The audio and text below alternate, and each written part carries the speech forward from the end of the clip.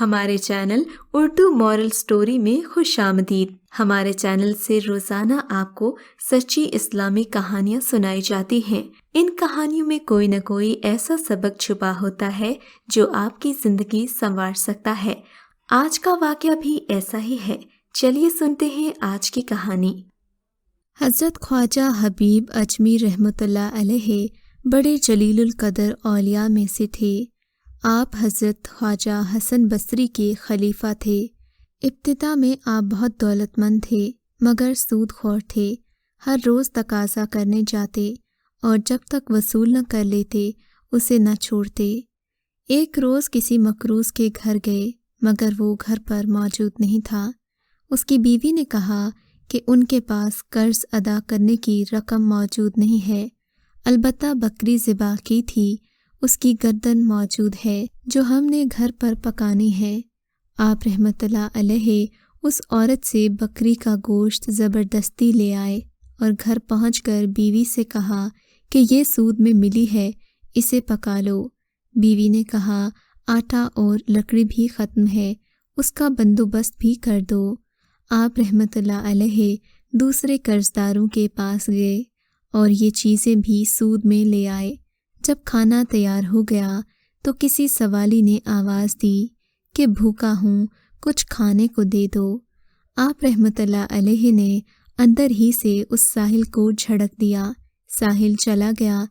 جب آپ رحمت اللہ علیہ کی بیوی نے ہانڈی سے سالن نکالا تو دیکھا وہ خون ہی خون ہے۔ بیوی نے حیران ہو کر شوہر کی طرف دیکھا اور کہا اپنی شرارتوں اور کنجوسی کا نتیجہ دیکھ لو۔ خواجہ حبیب اجمی نے یہ معاجرہ دیکھا تو حیرت زدہ رہ گئے۔ اس واقعے نے آپ کی زندگی میں انقلاب برپا کر دیا۔ اسی وقت سابقہ بے روی سے توبہ کی اور ایک روز باہر نکل گئے۔ راستے میں بچے کھیل رہے تھے۔ انہوں نے خواجہ صاحب کو دیکھ کر چلانا شروع کر دیا، ہٹ جاؤ، حبیب سود خور آ رہا ہے، ہم پر اس کی گرد بھی پڑ گئی تو ہم بھی ایسے ہو جائیں گے۔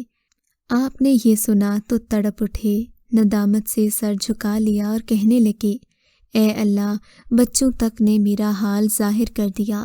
خواجہ حسن بصری کی خدمت میں حاضر ہو کر توبہ کی، سب قرضداروں کا قرض معاف کر دیا، اپنا سارا مال و اسباب اللہ کی راہ میں دے ڈالا اور عبادت اور ذکر الہی میں مصروف ہو گئے۔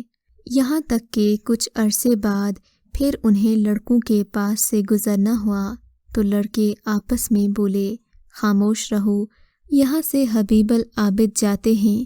یہ سن کر آپ رحمت اللہ علیہ رونے لگے اور فرمایا اے اللہ، بے شک یہ عزت تیری طرف سے ہے۔ اسی طرح جب عبادت کرتے کرتے ایک مدت گزر گئی تو ایک دن بیوی نے شکایت کی کہ ضرورتیں کیسے پوری ہوں گی، تم تو عبادت سے فارغ نہیں ہوتے۔ آپ رحمت اللہ علیہ نے فرمایا اچھا کام پر جاتا ہوں، مزدوری سے جو ملے گا لے آؤں گا۔ چنانچہ آپ دن بھر گھر سے باہر رہ کر عبادت کرتے اور شام کو واپس آ جاتے۔ بیوی انہیں خالی ہاتھ دیکھتی تو کہتی یہ کیا معاملہ ہے؟ آپ فرماتے میں کام کر رہا ہوں، جس کا کر رہا ہوں وہ بڑا سخی ہے، کہتا ہے وقت آنے پر خود ہی اجرت دے دیا کروں گا، فکر نہ کرو، لہٰذا مجھے اس سے مانگتے ہوئے شرم آتی ہے، کہتا ہے ہر 10ویں روز مزدوری دیا کروں گا۔ چنانچہ بیوی نے 10 دن صبر کیا۔ جب 10ویں روز بھی آپ خالی ہاتھ گھر جانے لگے تو راستے میں آپ کو خیال آیا کہ اب بیوی کو کیا جواب دوں گا کہ 10 دن تو پورے ہو گئے، آج بھی خالی ہاتھ جا رہا ہوں۔ اسی خیال میں پریشان وہ گھر جا رہے تھے۔ گھر پہنچے تو دیکھا کہ گھر کی شکل بدلی ہوئی ہے، دسترخوان پر عمدہ کھانے رکھے ہوئے ہیں۔ آپ نے گھر میں پہنچ کر بیوی کو دیکھا تو بول اٹھی ارے تم کس نیک بخت کا کام کر رہے ہو جس نے دن رات کی مزدوری اس قسم کی بھیجی اور ساتھ ہی 3000 درہم نقد بھی بھیجے ہیں، اور یہ بھی کہا ہے کہ اگر کام زیادہ محنت سے کرو گے تو اجرت زیادہ دوں گا۔ یہ دیکھ کر آپ رحمت اللہ علیہ کی آنکھیں اشک بار ہو گئیں۔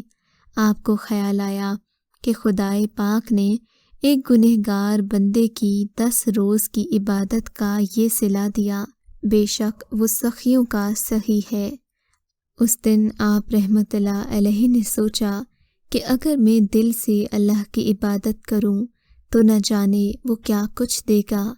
یہ خیال آتے ہی خلائق دنیا سے وہ بالکل الگ ہو گئے اور ایسی عبادتیں کیں، ایسی ریاضتیں کیں کہ ان پر اللہ تعالیٰ کے راز کھلنے لگے، عنایت الہی کا نزول شروع ہو گیا اور آپ کو تصوف کی وہ منزل مل گئی جس کی کوشش بھی ہم میں سے کوئی نہیں کرتا اور نہ ہی اس عظمت کا سوچ سکتا ہے۔